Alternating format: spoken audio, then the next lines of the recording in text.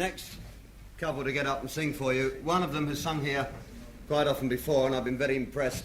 And people have told me that his sister is as good, and I've been nagging him to bring her along. Well, she's here tonight with him, so you can put your hands together for Mark and Angela Pedrotti.